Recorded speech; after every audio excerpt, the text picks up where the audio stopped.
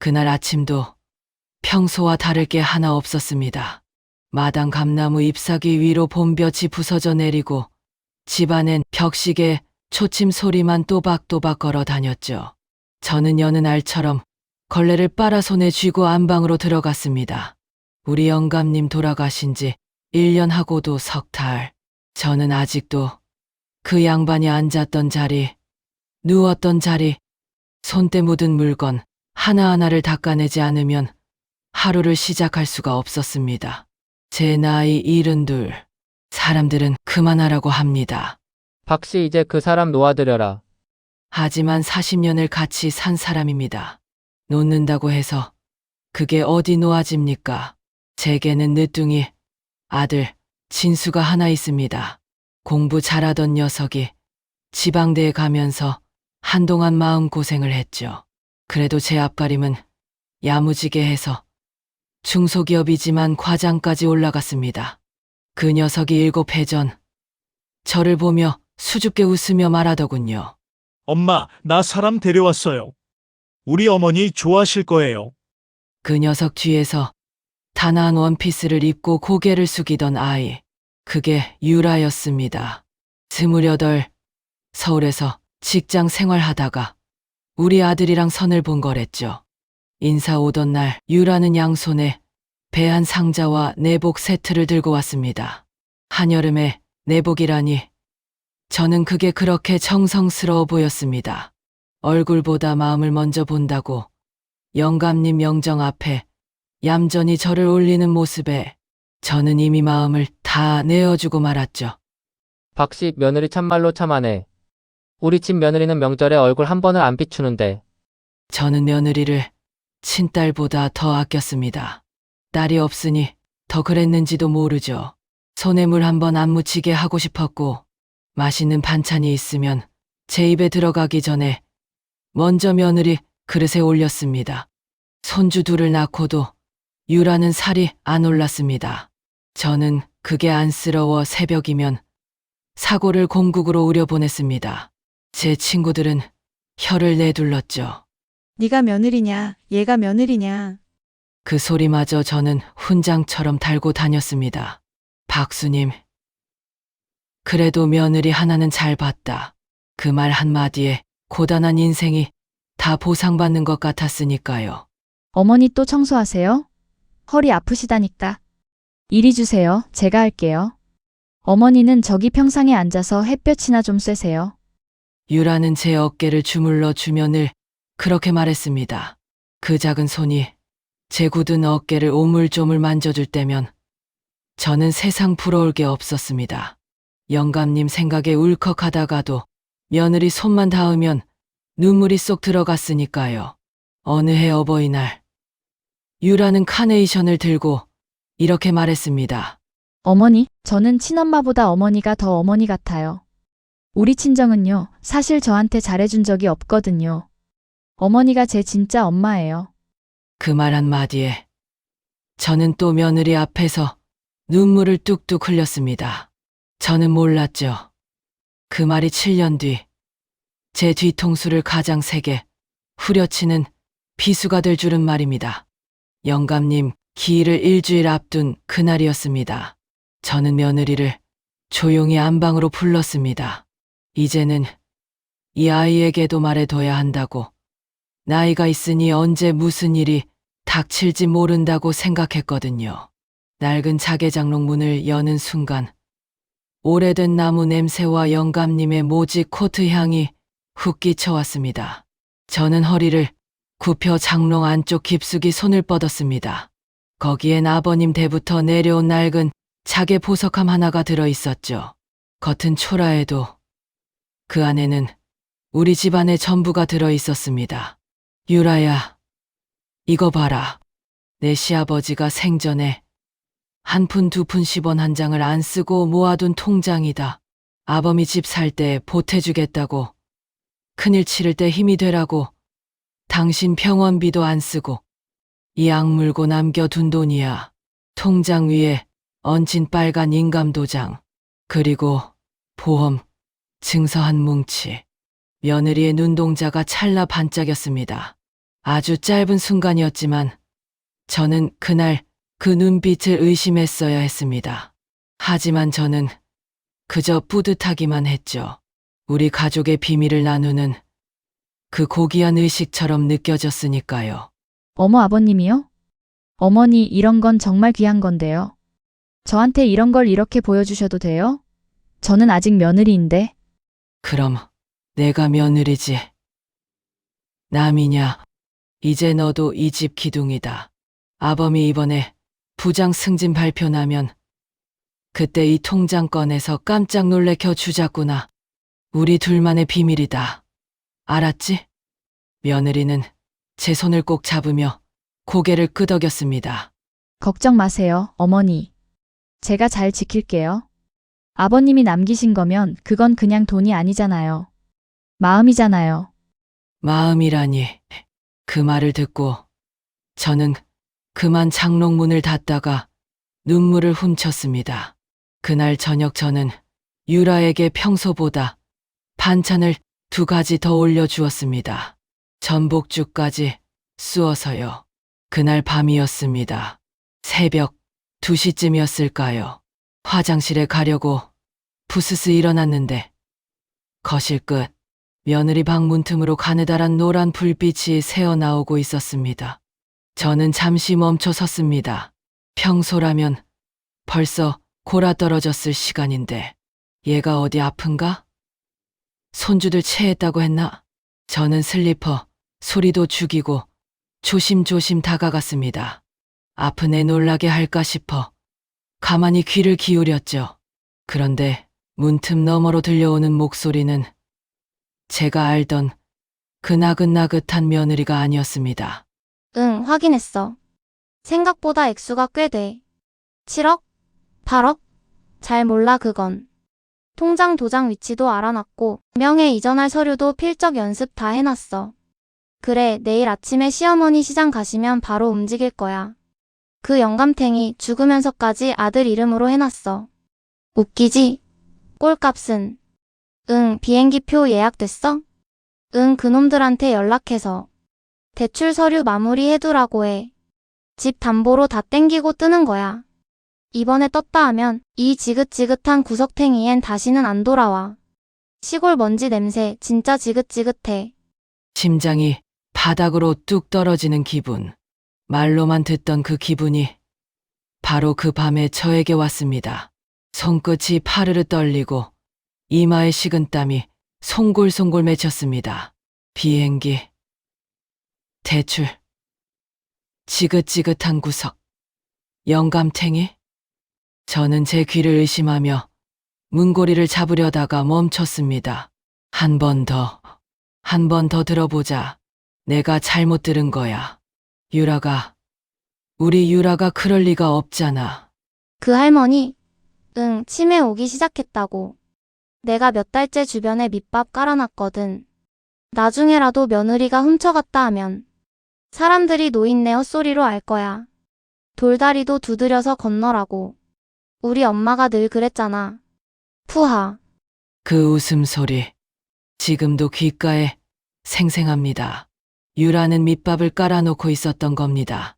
제가 치매에 걸린 것처럼 동네 사람들한테 어머니가 요즘 자꾸 뭘 잊어버리세요라고 지갑을 어디다 두셨냐고 저한테 3번이나 물어보시더라라고. 그게 다 이걸 위한 작업이었던 거예요. 저는 방문에서 아주 조용히 물러났습니다. 그리고 안방으로 돌아와 이불을 뒤집어 쓰고 한참을 떨었습니다. 그날 밤 저는 한숨도 못 잤습니다. 벽식의 초침이 제 심장을 톱질하는 것 같았습니다. 다음 날 아침 며느리는 평소와 다름없이 사과를 깎아 제 앞에 내밀었습니다. 어머니, 저 오늘 서울 친구 좀 만나고 올게요. 오랜만이라 점심이나 먹고. 늦어도 저녁 전엔 올게요. 애들 유치원은 제가 보내고 갈게요. 그 미소, 어젯밤과 똑같은 얼굴에서 나온 완전히 다른 미소. 저는 사과를 한 조각 가다 입에 넣었습니다. 그런데 그 사과가 어찌나 쓰던지요. 평생 먹어본 사과 중 가장 썼습니다. 그래, 잘 다녀와라. 저는 간신히 그 한마디를 뱉었습니다. 며느리가 대문을 나서고 1시간쯤 지났을까. 저는 이상하게 떨리는 손으로 장롱 문을 열었습니다. 자개 보석함에 무게가 이상하게 가벼웠습니다. 제 가슴이 이유 없이 울렁거리기 시작했습니다. 함의 뚜껑을 여는 순간 저는 제 눈을 의심했습니다. 분명히 어제까지 그 안에 있었던 통장, 인감도장, 그리고 보험 증서가 전부 사라져 있었습니다. 저는 당황해서 함을 거꾸로 들고 탈탈 털었습니다. 바닥에 떨어진 것은 말라 비틀어진 대추 한 알뿐이었습니다. 작년 제사 때 장식으로 올렸던 그 대추. 손가락 끝이 차가워지고 등줄기에는 얼음 같은 땀이 흘러내렸습니다. 저는 그 자리에 그대로 주저앉았습니다. 아무리 찾아도 통장은 보이지 않았습니다. 화장대 서랍, 이불장, 장독대 독속, 심지어 김치 냉장고 맨 밑까지 다 뒤졌습니다. 하지만 나오는 건 먼지뿐이었죠. 제 머릿속엔 영감님이 마지막으로 통장을 꼭 쥐고 하셨던 그 말만 뱅뱅 돌았습니다. 이 사람아, 이건 우리 아들 목숨값이야. 무슨 일이 있어도 꼭 지켜야 해. 알았지? 고. 영감, 미안해요.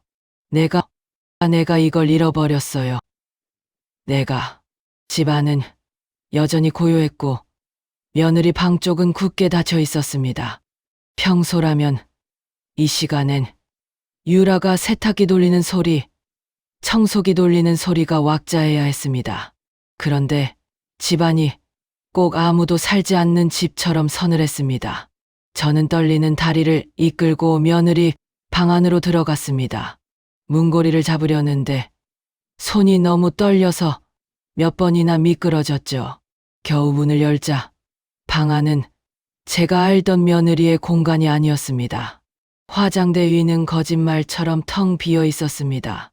명품 브랜드 샘플들, 비싼 영양 크림들, 전부 사라지고 없었습니다. 옷장을 열자 겨울 외투 2벌만이 고개를 숙이고 매달려 있을 뿐 좋은 옷은 하나도 없었죠. 아이들 옷까지는 대충 두고 갔더군요. 자기 몸만 챙겨서 새처럼 가볍게 날아간 겁니다. 바닥에는 찢어진 종이, 조각들과 버려진 속옷 몇 장이 뒹굴고 있었습니다. 쓰레기통엔 아이들 유치원 알림장이 구겨져 있었고요. 자식보다 돈이 먼저였던 거죠. 방 안에는 오직 저의 거친 숨소리만 가득했습니다. 그때 침대 프레임 사이에 끼어있는 낡은 수첩 하나가 눈에 들어왔습니다. 그것은 며느리의 일기장이었습니다. 첫 장을 넘기자마자 저는 숨이 턱 막혔습니다. 2019년 3월 7일. 오늘도 그 노인네 비위를 맞추느라 6시간을 허비했다. 시어머니 앞에서는 웃지만 뒤돌아서면 침을 뱉고 싶다. 오늘은 또 산 도라지를 내 앞에 한 소쿠리 가져다 놓고 손으로 다듬어라, 기계로 하면 맛이 안 산다고 한다. 이 집안 여자들은 다 노예다. 나는 노예가 되러 결혼한 게 아니다. 조금만 참자. 저 영감만 죽으면 이 집안 돈은 다 내 거다. 2020년 11월 23일. 시아버지가 오늘도 안 죽었다. 병원비만 까먹는 저 노인네 빨리 갔으면 좋겠다. 시어머니가 자꾸 간병실에서 나를 찾는다. 아들도 있으면서 왜 나만 부르는지 모르겠다. 아들은 바빠서 못 온다고 뻗대고 나만 오구다. 어제는 소변 받는 걸 도와드렸다. 그 밤에 너무 역겨워서 5번은 양치질했다. 영감님이 병상에 누워 계실 때 유라는 밤새 곁을 지켜주었습니다. 그게 제가 본 유라의 모습이었습니다. 영감님은 마지막 순간에 제 손을 잡고 이렇게 말씀하셨어요. 여보, 유라 없었으면 나 벌써 갔어. 저런 며느리 2번 다시 못 만나. 그 말에 저는 울었습니다. 영감님도 울었고요. 그런데 그 시간에 유라는 양치질을 5번씩 하고 있었던 거예요. 역겨워서요. 2022년 8월 5일. 진수 그 무능한 놈. 대기업이라도 들어갔으면 좀 나았을 텐데. 그 쥐꼬리만 한 월급으로. 내가 무슨 서울 강남 아파트를 사겠니? 하지만 그 집 장롱 속에 뭔가 있다. 시어머니가 그걸 자꾸 만지작거린다. 영감이 남긴 거겠지. 그것만 손에 쥐면 나는 이 구질구질한 인생을 탈출할 수 있어. 제이 오빠가 기다리고 있다. 필리핀 세부에 터 잡고 나만 오라고. 조금만 더 참자. 제이 오빠. 그 이름을 보는 순간 제 무릎에서 힘이 쭉 빠졌습니다. 유라는 우리 아들과 결혼한 이후에도, 아니 어쩌면 결혼 전부터 다른 남자와 몰래 연락하고 있었던 겁니다. 7년이었습니다. 우리 손주 2명이 그 뱃속에서 나오던 그 순간에도 저 아이는 다른 남자를 마음에 품고 있었던 거예요. 글자 하나하나가 제 가슴을 송곳으로 찌르는 것 같았습니다. 저는 일기장을 바닥에 내던졌습니다. 분노가 온몸을 휘감아 제정신을 유지하기가 힘들었습니다. 그 자리에 고꾸라져 마당의 흙을 한 움큼 뜯어먹고 싶었습니다. 그때 거실에서 전화벨이 울렸습니다. 혹시 며느리일까 싶어 허겁지겁 달려가 수화기를 들었습니다. 여보세요? 박수님 씨 댁이죠? 거기 강진수 씨 와이프 오유라. 통화 됩니까? 어머님이시면 잘 들어요. 댁내 며느리가 우리한테 5억 당겨갔는데 지금 전화가 안 돼요. 진명이가 아들 강진수 씨로 되어 있던데 내일 오후까지 연락 안 오면 우리 직원들이 찾아갑니다. 할머니, 좋게 얘기할 때 애들 엄마한테 연락하시오. 안 그러면 손주들 눈앞에서 가구 다 들려나갑니다. 5억. 저는 수화기를 떨어뜨렸습니다. 5억이요. 5억. 우리 집 영감님이 평생 농사짓고 허드렛일하며 장만한 이 작은 기와집. 아들이 대출 끼고 간신히 물려받아서 이름만 겨우 명의가 넘어가 있던 그 집. 그걸 유라는 담보로 5억을 대출받았던 겁니다. 물론 우리 아들 모르게 서류를 위조해서요. 눈앞이 캄캄해지고 숨이 턱 막혔습니다. 얼마 뒤 퇴근한 아들이 돌아왔습니다. 엄마, 나와. 아들은 거실 한가운데 주저앉아 있는 저를 보고 말을 멈췄습니다. 저는 차마 입이 떨어지지 않았지만 텅 빈 보석함과 며느리의 빈방을 보여주어야 했습니다. 아들은 처음엔 상황을 파악하지 못했습니다. 엄마, 장난하지 마. 유라가 왜? 그러다 며느리의 옷장이 텅 비어 있는 것을 확인하고는 미친 사람처럼 온 집안을 뒤지기 시작했습니다. 이게 뭐야? 이게 어떻게 된 거야? 유라야. 오유라. 엄마, 얘 어디 갔어? 말 좀 해봐. 내 핸드폰 어디 있어? 전화 걸 거야. 내가 걸 거야. 아들이 전화를 걸었지만 들려오는 건 기계음뿐이었습니다. 고객님께서 전원을 끄셨거나 통화할 수 없는 지역에 있어 삐. 전원을 꺼버린 거예요. 남편의 전화기를. 두 아이의 엄마인 사람이 남편의 전화를 일부러 끈 채 세관을 지나가고 있었던 겁니다. 아들은 거실 한복판에 멈춰 서서 머리를 감싸 쥐고 소파에 주저앉았습니다. 아들은 그 자리에서 영화 한 편을 만들듯 유라가 쓰던 노트북을 켰습니다. 그 비밀번호는 우리 큰 손주 생일이었습니다. 아들이 힘없이 웃더군요. 내 생일도 아니고 애 생일로 해놨네. 한참 동안 뭔가를 검색하던 아들이 갑자기 욕설을 내뱉으며 모니터를 밀쳐냈습니다. 엄마, 얘 나 속였어요. 다른 놈이랑 바람났어요. 그 새끼랑 같이. 우리 아버지 돈 들고 해외로 튄다고요. 필리핀이래요. 세부래요. 엄마. 아들의 눈에는 피눈물이 맺혀 있었습니다. 화면에는 며느리가 제이라는 이름의 남자와 주고받은 은밀한 대화들이 가득했죠. 거기에는 우리 영감님이 남긴 통장 이야기며 돈을 챙겨 해외로 도망가자는 계획, 그리고 아이들 얘기까지. 애들은 두고 가자 짐이야. 어차피 시어머니가 다 키워줄 거야. 노인네 평생 소원이 할머니 노릇이잖아. 그 메시지를 본 아들이 벽에 주먹을 쳤습니다. 3번, 4번, 5번. 피가 튀었습니다. 정신을 차릴 새도 없이 다음 날 아침 대문이 부서질 듯 울렸습니다.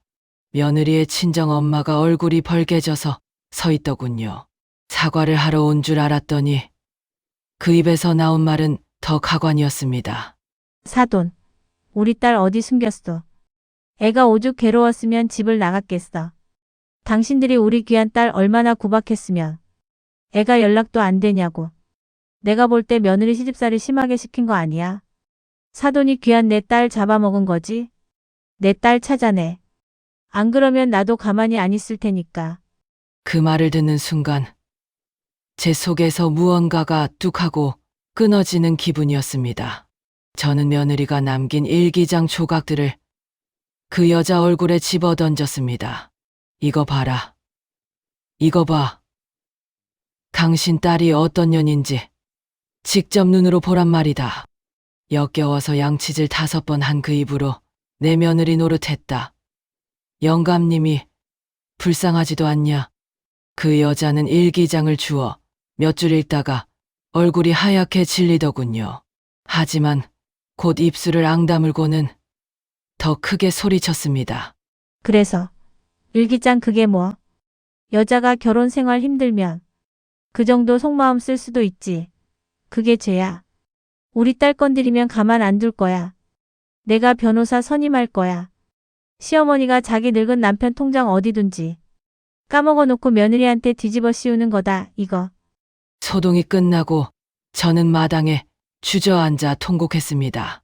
세상에 믿을 사람 하나 없다는 말이 가슴에 뼈저리게 와닿았습니다. 우리 손주 둘은 영문도 모른 채 저를 끌어안고 울었습니다. 5살 하준이가 묻더군요. 할머니, 엄마 어디 갔어? 저는 그 아이의 등을 쓸어내리며 말했습니다. 잠깐 여행 갔어. 잠깐만. 할머니랑 아빠랑 같이. 금방 찾을게. 영감님이 남긴 그 돈은 단순한 돈이 아니었습니다. 우리 가족의 눈물이었고 영감님의 고단한 삶 그 자체였습니다. 저는 그날 밤 영감님 명정 앞에서 삼배를 올렸습니다. 그리고 결심했습니다. 이제 더 이상 울지만은 않기로요. 제가 강해져야 아들을 살리고 우리 손주들을 지킬 수 있으니까요. 저는 아들의 손을 꽉 잡았습니다. 그 젖은 눈을 닦아주며 말했죠. 아들아, 가자. 경찰서든 어디든 가자. 그 인연 지구 끝까지라도 쫓아가서 잡아올 거다. 네 애비가 하늘에서 눈 시퍼렇게 뜨고 보고 있다. 해외로 도망간 사람을 찾는 건 바다에서 바늘을 찾는 것보다 어렵다고들 하죠. 하지만 이대로 무너질 수는 없었습니다. 저희 모자는 짐을 챙겼습니다. 며느리가 마지막으로 남긴 흔적, 그 짧은 영수증 1장, 유라가 미처 치우지 못하고 화장대 밑에 떨어뜨린 세부행 비행기표 예약 확인 영수증, 제오공항 터미널, 2시 20분 출발, 세부 막탄 국제공항 도착, 필리핀으로 떠나기 전 우리 집은 말 그대로 지옥이었습니다. 아들 진수는 매일 술에 절어 살았습니다. 아내에게 배신당했다는 충격보다 자기 손으로 도장을 찍어준 적도 없는 사채 빚이 아들의 목덜미를 조여왔죠. 회사에도 소문이 돌기 시작했습니다. 강 과장 와이프가 사고를 쳤다. 강 과장 집에 빨간 딱지가 붙을 거다. 아들은 그 말을 듣고 무릎이 꺾인 채 회사 화장실에서 한참을 앉아 있었다고 하더군요. 거실 한복판에 대자로 뻗어오는 아들을 보며 제 가슴은 시커먼 숫덩이가 되었습니다. 손주 하준이가 아빠에게 다가가 눈물을 닦아주려다가 아빠 품에 안겨같이 울었습니다. 그 작은 어깨가 들썩이는 걸 보는데 저는 정말이지 못 살겠더군요. 제가 할 수 있는 건 수건에 따뜻한 물을 적셔 아들 얼굴을 닦아주는 것뿐이었습니다. 그러다 문득 거실 벽에 걸린 영감님 사진을 봤습니다. 영감님이 저를 꾸짖는 것 같더군요. 박수님, 네가 이러고도 내 마누라냐. 일어나라 일어나. 저는 그 길로 안방에 들어가 장롱 깊숙이 숨겨두었던 낡은 쌈짓돈 봉투를 꺼내왔습니다. 제 노후 자금이자 마지막 보루였던 돈. 영감님이 돌아가시면서 이건 당신 살림에 보태라고 남겨주신 그 돈이었습니다. 그 안엔 빳빳한 5만 원권과 금반지 2돈, 금팔찌 하나가 들어 있었습니다. 평생 제가 한 번도 손대지 않았던 저의 마지막 재산이었죠. 아들아, 일어나라. 이 애미가 아직 눈 시퍼렇게 뜨고 있다. 이 돈 들고 탐정이라도 고용하자. 그 인연. 내 눈으로 직접 확인하기 전엔 나 못 죽는다. 애비 볼 낯이 없어서 못 간다. 아들은 제 손을 잡고 꺼이꺼이 울었습니다. 그날 저희는 그 길로 서울 변두리의 낡은 흥신소 사무소를 찾아갔습니다. 30년 경력이라는 김 소장이라는 사람이었습니다. 그 양반이 얘기를 다 듣고 한숨을 푹 쉬더군요. 어머님, 이런 거 하루 이틀 된 사건 아니에요. 한 달도 안 돼서 잡힐 것 같은데 문제는 돈이에요. 해외 추적은 일당 비싸요. 진짜 하실 거예요? 저는 봉투를 통째로 그 양반 책상에 내려놓았습니다. 소장님, 저 여자가 제 남편 기일에 통장 훔쳐서 내 연남이랑 도망간 여자입니다. 금액이 중요한 게 아닙니다. 잡아만 주시오. 잡기만 해요. 그 이상은 안 바랍니다. 김 소장이 제 눈을 한참 들여다보더니 고개를 끄덕였습니다. 알겠습니다. 어머님 해드립니다. 며칠 뒤 믿기지 않는 사진 몇 장이 저희 손에 들어왔습니다. 필리핀 세부 막탄 한 화려한 카지노 근처 노란 원피스를 입고 선글라스를 머리에 얹은 채 얼굴이 해처럼 환하게 웃고 있는 며느리의 모습.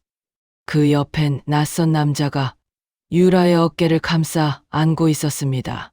어깨에 매달린 명품 가방, 손가락에 큼지막한 반지.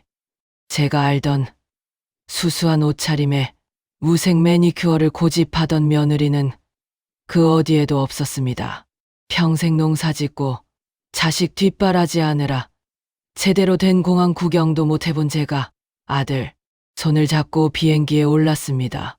비행기 이착륙음에 귀가 먹먹해지고 창밖에 구름 위가 펼쳐지는데 저는 이상하게 눈물이 멈추질 않았습니다. 영감님과 저는 한 번도 비행기를 타본 적이 없었거든요. 평생 환갑 때 제주도 한번 가자고 했던 약속이 아직 지켜지지 못한 채로 저는 그 양반 없이 하늘 위를 건너고 있었습니다. 세부에 도착하자마자 숨이 턱 막히는 열기가 훅 끼쳐왔습니다. 한국과는 비교가 안 되는 습기, 땀이 등줄기를 타고 줄줄 흘렀죠. 하지만 그 열기보다 제 가슴 속 분노가 더 뜨거웠습니다.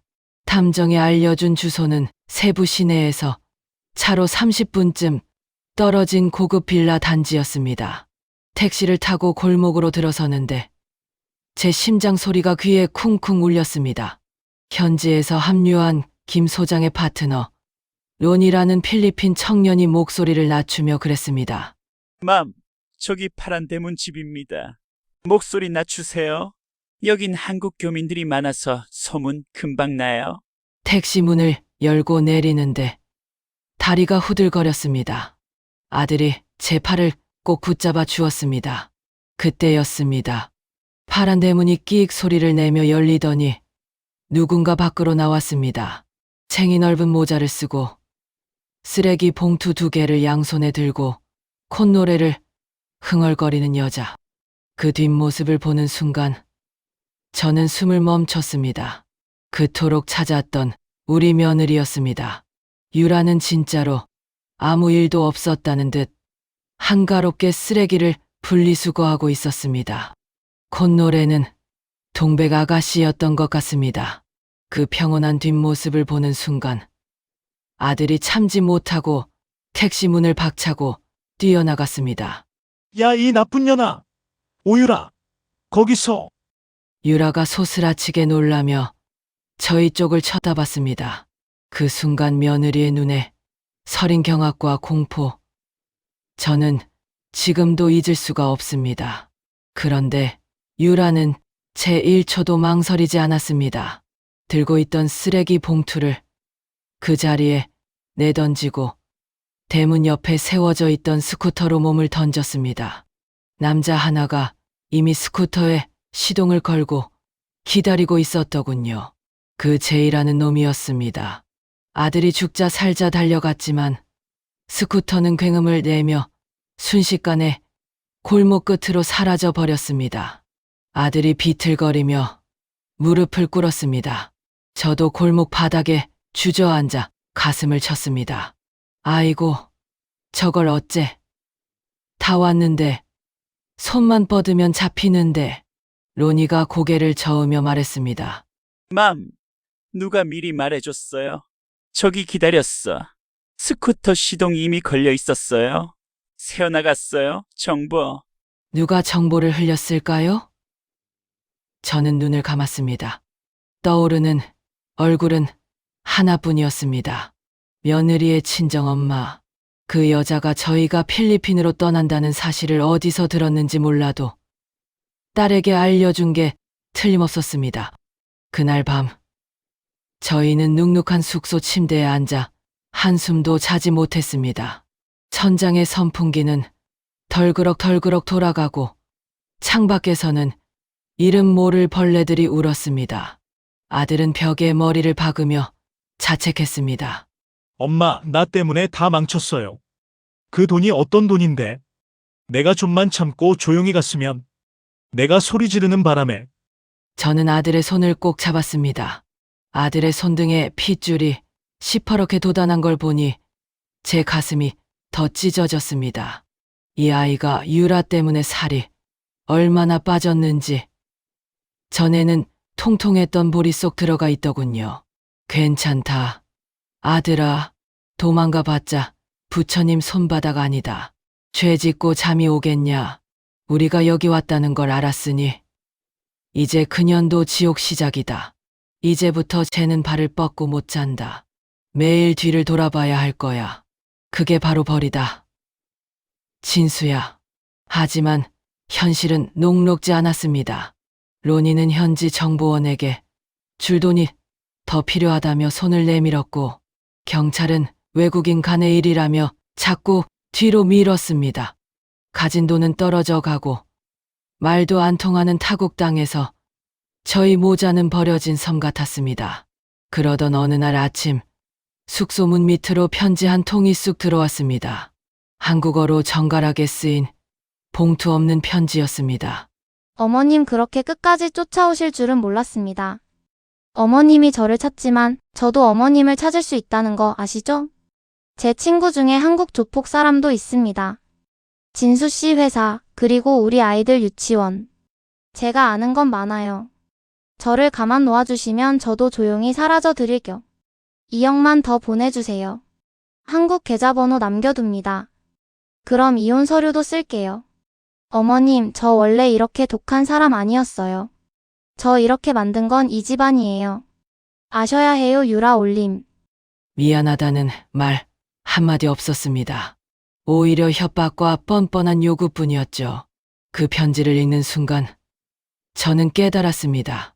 이 아이는 이제 사람이 아니구나. 이 아이는 이제 다른 무언가로 변했구나.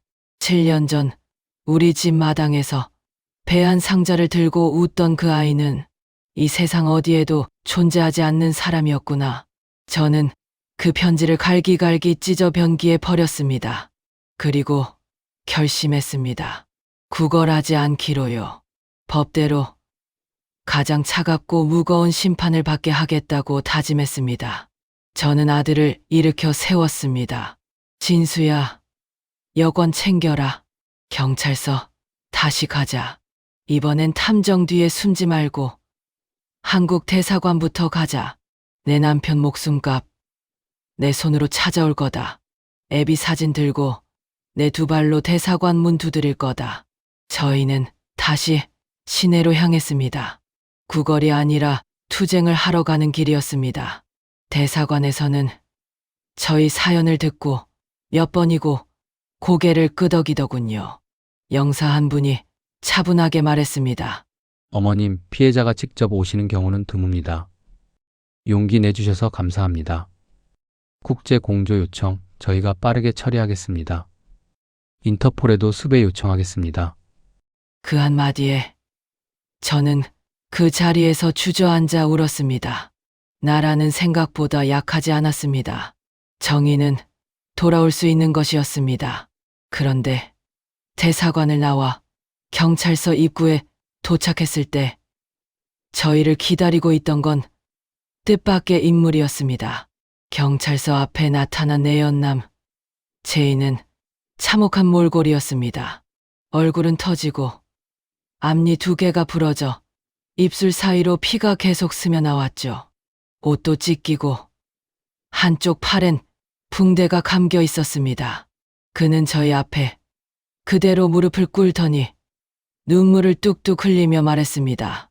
어머님 저 좀 살려주세요. 유라가 카지노에서 5억을 이틀 만에 다 날렸습니다. 그러고는 저를 여기 불량배들한테 팔아넘겼어요. 장기 매매 조직이었어요. 저는 간신히 도망쳤습니다. 저 죽을 뻔했어요. 카지노, 이틀, 5억. 영감님이 40년을 땀 흘려 모은 돈이 이틀 만에 사라졌습니다. 아들이 자기 이름으로 진 빚도 다 며느리의 카지노 칩이 되어 허공으로 날아간 겁니다. 7년을 같이 산 남편을 버린 여자가 어제 만난 내연남이라고 아껴줬겠습니까?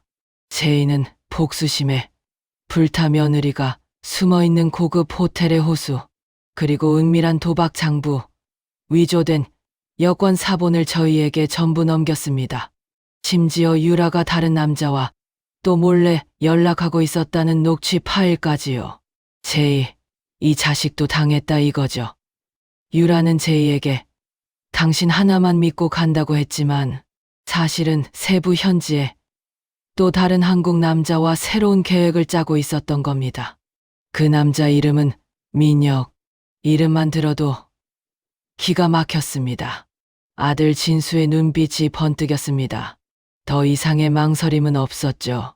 저희는 대사관, 현지 경찰과 공조의 호텔 급습을 준비했습니다. 엘리베이터 숫자가 올라갈 때마다 제 심장 소리가 복도에 울리는 것 같았습니다. 7층, 복도 끝방, 7070호. 경찰이 카드키를 꽂고 문을 박차고 들어갔습니다. 방 안은 향수 냄새와 담배 연기가 뒤섞여 역한 냄새가 났습니다. 침대 위엔 명품 가방 6개가 펼쳐져 있었고 화장대엔 빈 와인병이 3개나 쓰러져 있었죠. 그리고 그 한가운데 속옷 위에 실크 가운 하나만 걸친 채 캐리어에 짐을 우겨 넣고 있던 유라와 눈이 마주쳤습니다. 유라는 비명을 지르며 창문 쪽으로 도망치려 했습니다. 하지만 현지 경찰들에게 단번에 제압당해 바닥에 처박혔죠. 수갑이 그 가느다란 손목에 걸렸습니다. 찰칵. 그 소리가 방 안에 얼마나 크게 울렸는지 모릅니다. 제 평생 그렇게 통쾌하고도 슬픈 소리는 처음이었습니다. 아들 진수가 떨리는 목소리로 소리쳤습니다. 오유라, 고개 들어. 네가 어떻게 나한테, 우리 아버지한테 이럴 수 있어. 내가 너 하나 보고 살았는데, 내가 너 때문에 집안 돈 다 끌어다 썼는데, 네가 그러고도 사람이야. 유라는 화장이 다 번진 얼굴로 바닥을 긁으며 울기 시작했습니다. 그런데 그 눈물에는 미안함이 없었습니다. 오직 잡혔다는 공포와 자기가 그동안 쌓아올린 계획이 무너졌다는 억울함뿐이었죠. 어머님 잘못했어요. 저 남자가 시킨 거예요. 제이 저 남자가 다 꾸민 거예요. 저는 속았어요. 저는 순진해서 그냥 따라왔어요. 한 번만 봐주세요. 네. 우리 애들 생각해서라도요. 하준이랑 서연이요. 엄마 없는 애들로 만드실 거예요. 애들. 그 입에서 아이들 이야기가 나오는 순간 제 안에 무언가가 폭발했습니다. 저는 천천히 유라에게 다가갔습니다. 그리고 바닥에 뒹구는 영감님의 목숨값으로 산 그 명품 가방 중 하나를 지팡이 끝으로 툭 밀었습니다. 입 닥쳐라. 내 입에서 우리 강아지들 이름 다시 한번 나오게 해봐라. 내 두 번째 일기장에 뭐라고 썼는지 내가 읽어줄까? 애들은 두고 가자. 지미야, 그렇게 쓴 입으로 지금 어디서 애 엄마 노릇을 해. 유라의 얼굴이 하얗게 질렸습니다.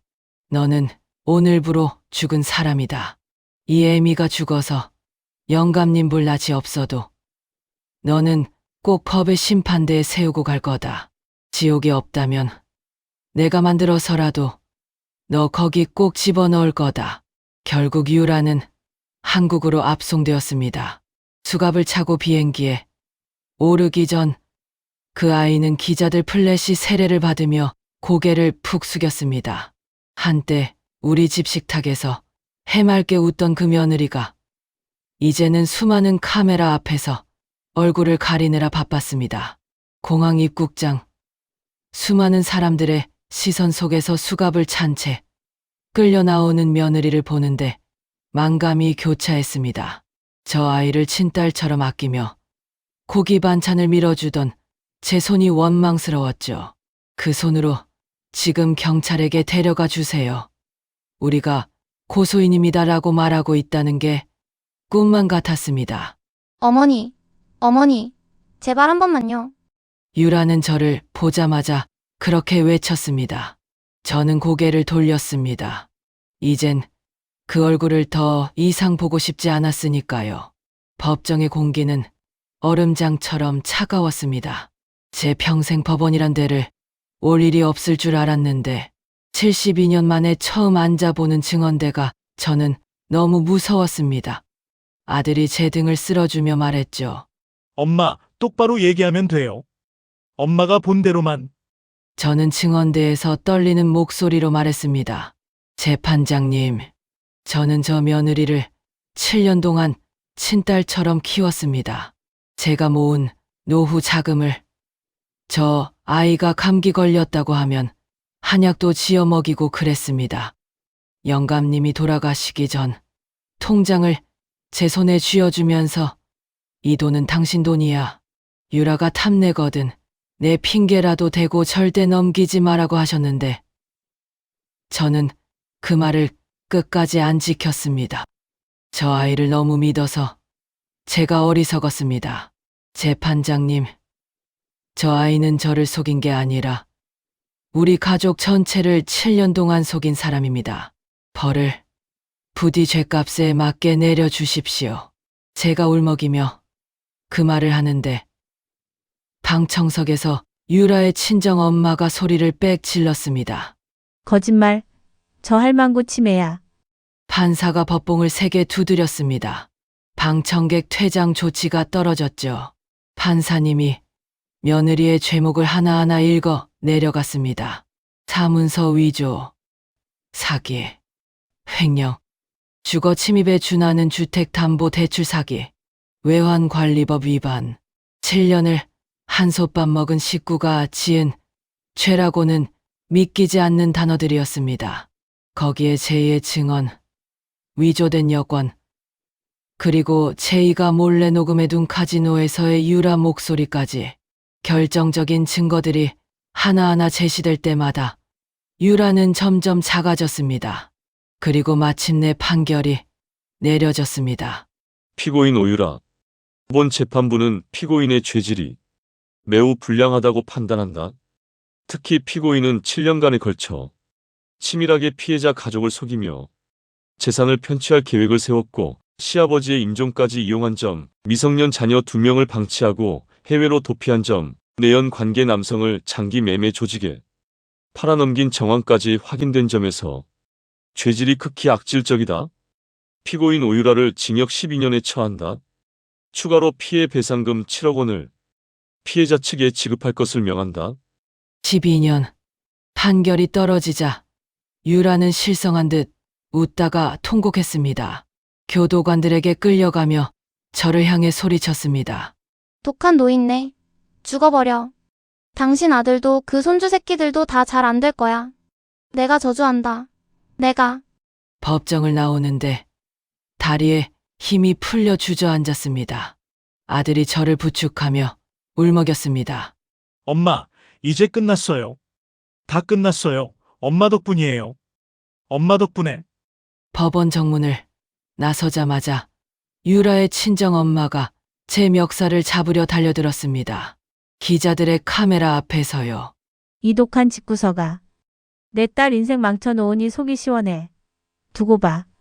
내가 당신 아들이랑 손주들까지 평생 고통 속에서 살게 해줄 테니까. 맞고소할 거야. 당신들도 공범이야. 우리 딸 약한 여자 꼬드겨서. 유산 챙긴 거 다 아는데 뭐. 저는 그 여자의 손을 차갑게 뿌리쳤습니다. 그리고 차분한 목소리로 말했죠. 사돈, 당신 따님이 가진 통장, 딸 이름 앞으로 옮겨달라고 부탁한 그 녹취 파일, 오늘 저희 변호사 앞으로 넘기겠습니다. 사돈도 공범으로 수사 대상이라고 하네요. 사돈, 이제 사돈이라고 부르는 것도 오늘이 마지막입니다. 저는 저런 며느리, 이런 사돈 평생 모릅니다. 그 말 한마디에 그 여자는 얼굴이 하얗게 질려 주저앉았습니다. 녹취 파일은 정말로 있었거든요. 제이가 넘긴 핸드폰 속에 친정엄마와 유라가 통화하며 계획을 공유하던 녹음 파일이 그대로 남아 있었습니다. 며느리는 감옥으로 보냈고 유산은 한 푼도 남지 않았습니다. 명품 가방들은 일부 압류되었지만 카지노에서 날린 돈은 돌아올 수 없었죠. 남은 건 5억짜리 사채 빚다행히 변호사가 사문서 위조를 입증해 아들 명의 부분은 무효 판결이 났지만 일부 보증 부분은 남아 있었습니다. 그리고 깨져버린 가족의 마음뿐이었습니다. 그런데 집으로 돌아온 그날 밤 대문 앞에 낯선 상자 하나가 놓여 있었습니다. 보낸 사람 이름도 없고 운송장도 없는 허름한 종이 박스였죠. 저는 조심스럽게 그 상자를 열었습니다. 그 안에는 먼지 쌓인 서류 봉투 하나가 들어 있었고 그 위에는 유라의 친정엄마 필체로 적힌 종이 한 장이 올라가 있었습니다. 이거 돌려드립니다. 더 이상 저희도 엮이고 싶지 않아요. 봉투를 열자 그 안에서 나온 건 영감님의 자필 유언장이었습니다. 며느리가 도망가면서 훔쳐간 줄 알았던, 하지만 사실은 친정 식구들이 숨기고 있었던, 영감님 돌아가시기 전 마지막으로 남긴 진짜 유언장이었습니다. 유라가 도망가기 전 영감님의 정신이 혼미한 틈을 타 재산을 빼돌리기 위해 훔쳤다가 법정에서 녹취 증거로 일이 커지자 이제는 증거가 될까 봐 겁이 나 저희 집 앞에 몰래 놓고 간 것이었습니다.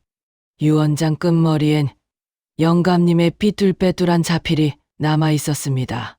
저는 그 글씨를 보자마자 그 자리에 주저앉고 말았습니다. 영감님 손이 거기 있었거든요. 순임아, 내 통장 보고 놀라지 마라. 이거 사실 아범한테 줄 돈 아니다. 내가 아범 핑계 댄 거야.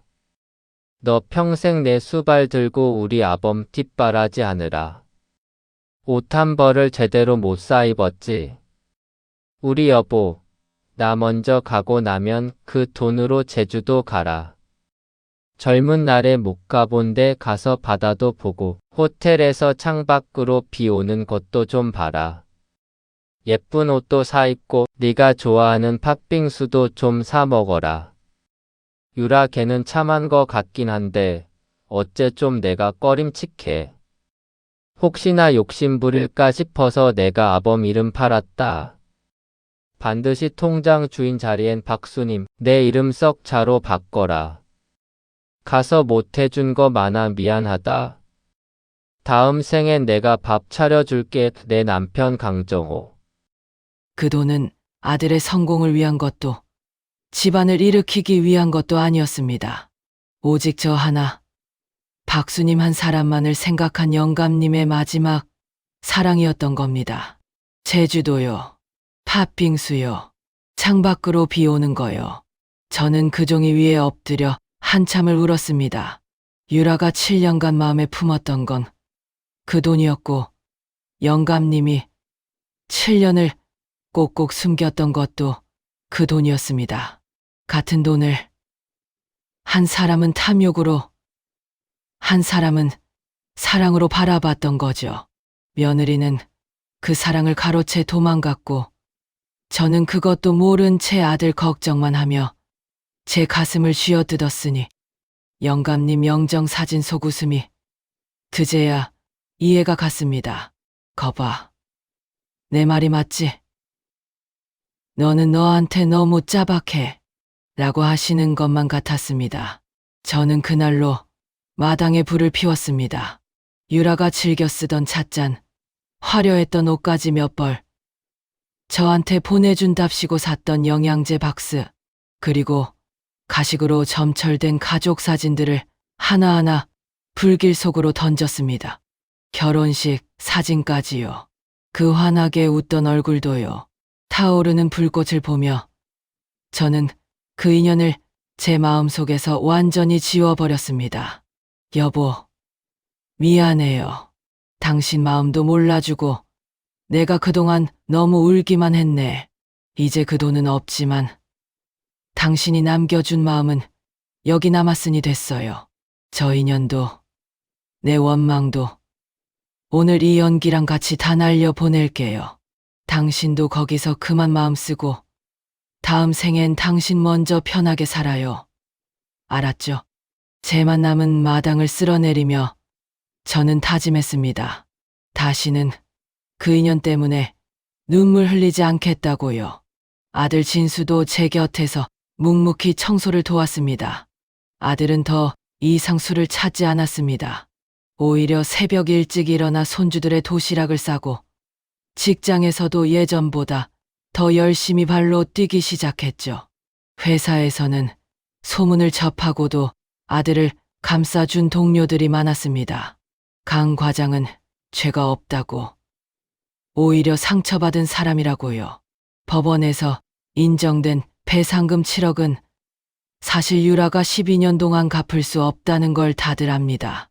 하지만 그건 이제 중요하지 않았습니다. 진짜로 중요한 건 숫자가 아니었으니까요. 일상은 아주 조금씩, 아주 느리게 제자리를 찾아갔습니다. 저는 동네 어귀 국밥집에서 설거지 일을 시작했습니다. 허리와 다리는 좀 아프지만 제 손으로 벌어서 손주들 과자 사주는 재미가 쏠쏠합니다. 주인 아주머니가 저를 보며 그러시더군요. 박씨, 그 일 있고도 참 잘 견뎠어. 난 박씨 보면 내가 다 힘이 나 진짜야. 며느리가 뚫고 간 그 시린 자리는 이제 아들의 서툰 설거지 소리, 손주들의 깔깔거리는 웃음소리, 그리고 제 손에 묻은 비눗물 냄새로 조금씩 채워지고 있습니다. 어느 날 오후, 막내 손주 서연이가 제 치맛자락을 붙잡고 울었습니다. 할머니, 엄마는 언제 와? 예전처럼 거짓말을 하지는 않았습니다. 아이에게는 사실을 아이 눈높이에 맞게 말해주는 게 맞다고 생각했습니다. 저는 아이를 꼭 안아 무릎에 앉았습니다. 우리 강아지. 엄마는 아주 먼 길을 돌아가고 있단다. 잘못을 깨달으러 간 거야. 어른도 잘못을 하면 거기서 오래오래 반성해야 해. 우리 서연이가 유치원에서 친구 손등 때렸을 때 서연이도 벌 시간 가졌잖아? 엄마도 지금 그 시간이야. 우리가 더 건강하고 예쁘게 살고 있으면 언젠가 엄마도 길을 찾아 돌아올 수 있겠지. 하지만 엄마가 없어도 우리 할머니랑 아빠가 엄마 목까지 2배로 사랑해 줄게. 우리 서연이는 사랑 많이 받는 아이야. 이해할 수 있지? 아이는 제 품에서 고개를 끄덕였습니다. 그 맑은 눈을 보며 저는 생각했습니다. 상처는 흉터가 되겠지만 그 흉터는 우리가 이 시련을 함께 이겨냈다는 훈장이 될 거라고요. 그리고 어쩌면 유라가 그 12년 뒤 돌아왔을 때에도 우리 아이들은 흔들리지 않을 거라고요. 그게 제가 이 아이들에게 줘야 할 마지막 유산이라고요. 봄이 무르익어 감나무에 하얀 꽃이 자잘하게 맺힐 무렵 저는 아들과 손주들을 데리고 영감님 산소에 올랐습니다. 술 한 잔, 밤 한 톨, 그리고 하얀 국화 한 다발. 저는 영감님 묘비를 쓰다듬으며 말했습니다. 여보, 당신이 남긴 편지 잘 받았어요. 제주도는 이번 가을에 아들이 보내준대요.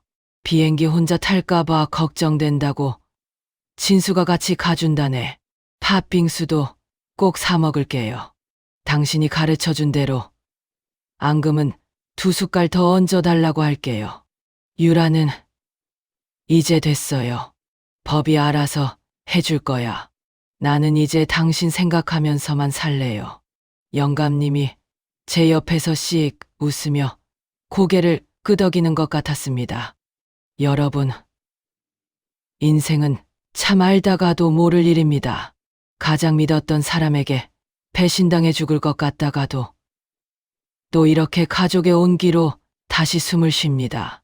영감님이 남긴 돈은 사라졌지만 그 덕분에 저는 우리 아들이 얼마나 단단한 사람인지, 우리 가족이 얼마나 소중한지를 다시 배웠습니다. 7년 동안 옆에 있던 며느리보다 하루하루 나를 걱정해주는 동네 국밥집 아주머니가 더 가족 같을 수도 있다는 것도 깨달았고요. 저기 좀 보세요. 우리 마당 감나무에 꽃이 활짝 피었습니다. 바람이 불면 하얀 꽃잎이 마당 가득 흩날리죠. 올가을에는 아주 달고 단 감이 열리겠죠. 그때가 되면 우리 가족 그 감을 나눠 먹으며 오늘 이 아픈 이야기를 웃으며 할 수 있을 것 같습니다. 감이 달아지려면 여름 장마도 견디고 벌레도 견디고 뜨거운 햇빛도 견뎌야 합니다. 그래야 단맛이 납니다. 사람도 똑같더군요. 쓴맛을 봐야 진짜 단맛을 압니다. 여러분의 가정에도 배신보다는 믿음이, 눈물보다는 웃음이, 거짓보다는 진심이 가득하기를 빌겠습니다. 부디 다들 힘내세요. 이 할머니가 응원합니다.